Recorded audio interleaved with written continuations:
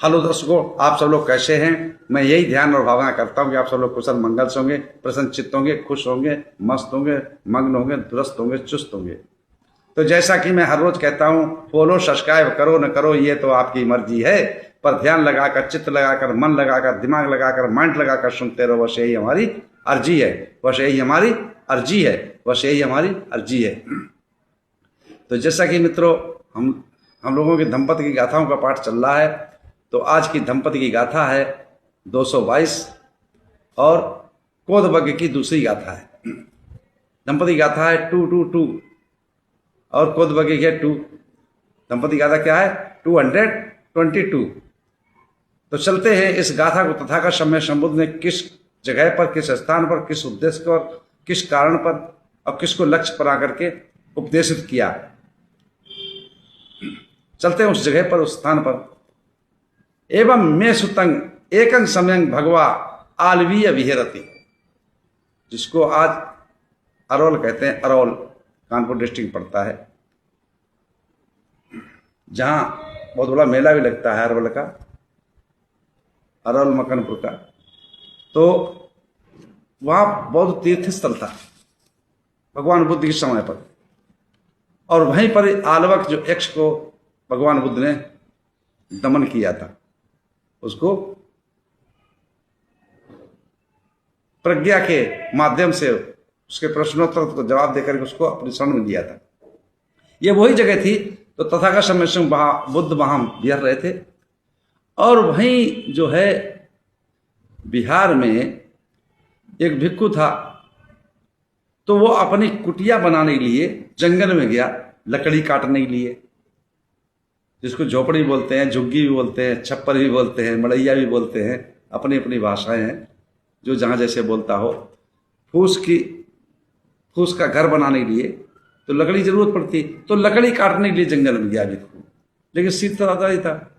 जाकर के जंगल में, वन में एक लकड़ी को काटने के उद्देश्य से कुल्हाड़ी ले गया था। और उस जंगल में, उस वन में एक रुक्ष कन्या रहती थी। रुक करने मतलब वो वही उन्हीं पेड़ों के नीचे, वही पेड़ के नीचे, उसी पेड़ के नीचे वो उसका रैन बसेरा था। खाना बनाना, पीना, सब कुछ करना वही रहती थी। और उसका एक पुत्र भी था।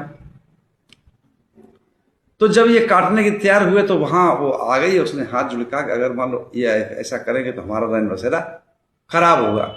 तो उसने हाथ जोड़ के कहा, भंते जी आप इसको न काटिएगा। लेकिन भंते जी ने कहा, नहीं भाई, इसमें तुम्हें क्या तकलीफ, मैं तो भाई अपनी झुग्गी के लिए, अपने झोपड़ी के लिए बनाने के लिए काट रहा हूं। तो उसके मन में क्या आया कि उस पेड़ के नीचे अपने बालक को बिठा दिया कि जिसमें ये ना काट सके।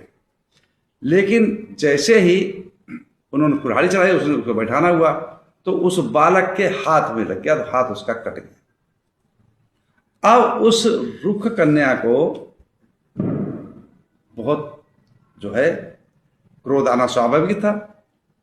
क्षण क्षण में क्रोध आ जाता मनुष्य जीवन में। क्रोध आया, गुस्सा आई, और मन में विचार भी ये उठा कि मैं भंते यहीं मार दूं।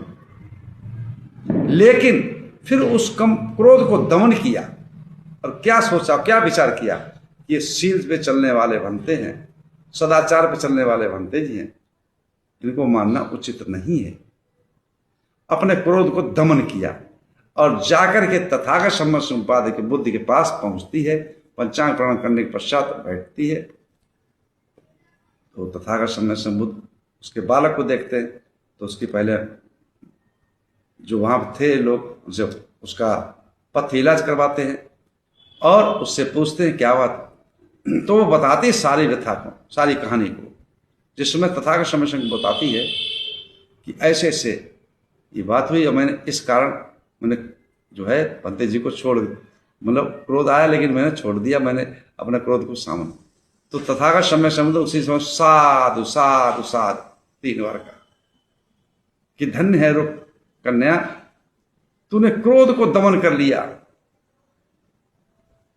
तूने क्रोध को लगाम लगा ली, गुस्से को लगाम लगा लिया। अरे ये तो बहुत बड़ा गुण है तेरे अंदर। ऐसा गुण तो बहुत बिरले किसी के पास ही मिलता है। क्रोध पे कंट्रोल करना, क्रोध पर लगाम लगाना, गुस्से को पराजित करना, उसको दमन करना। ये भौतिक जीवन है। पंच उपादान स्कंद जो है, रूप वेदना संज्ञा संस्कार और विज्ञान, ये इसका स्वभाव है कि जरा आजकल देखते हैं, इसमें मैंने एक लाइन लिखी है, मन तो क्रोध की खानी है, मन तो क्रोध की खानी है, छोटी छोटी बातों पर भी गुस्सा आ जाता है।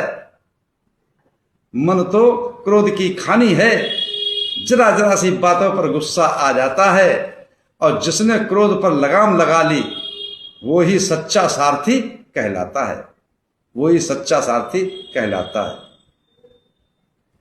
ये मन जो है, जरा से किसी ने कुछ कहा, जरा से कोई हमारे मन को पसंद नहीं आया, तुरंत गुस्सा आ गया, क्रोध आ गया।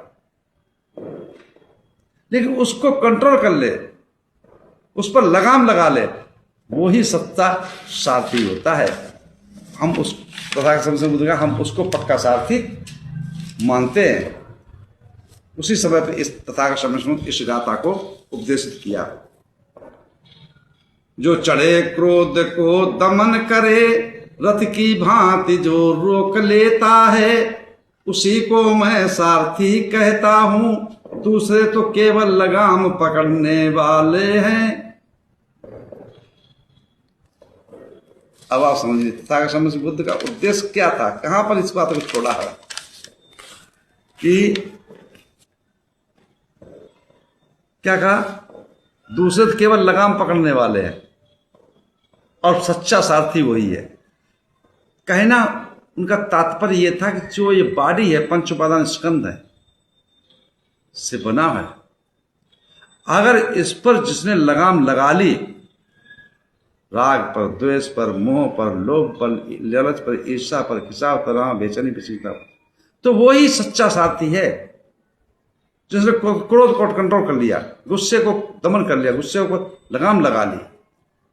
वैसे तो लगाम पकड़े सब घूमते हैं, किसी ने कुछ कह दिया है, किसी को है, ऐसे क्रोध कर बैठते हैं। जो क्रोध को दमन करे, किसी ने, उसने मुझे गाली दी, उसने मुझे मारा, उसने मुझे हराया, उसने मुझे जीत लिया, उसने मेरा लूट लिया, उसने मुझे पराजित किया, उसने मेरी निंदा की, उसने प्रशंसा की, जो ऐसी बात हम सोचता है, कंट्रोल नहीं कर पाता, लगाम नहीं लगा पाता, उसका वो समझ लो कि जीवन जीना उसका लगाम पकड़ने के अलावा कुछ नहीं है। जो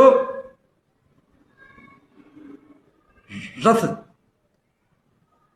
का घोड़ा जो होता तीव्रता से भागता होता है ना, और जिधर मर्जी भागने लगता है और उसको कंट्रोल नहीं कर पाता है, वैसे ही हमारा मन है, तो हमारा क्रोध की तरफ भागता है।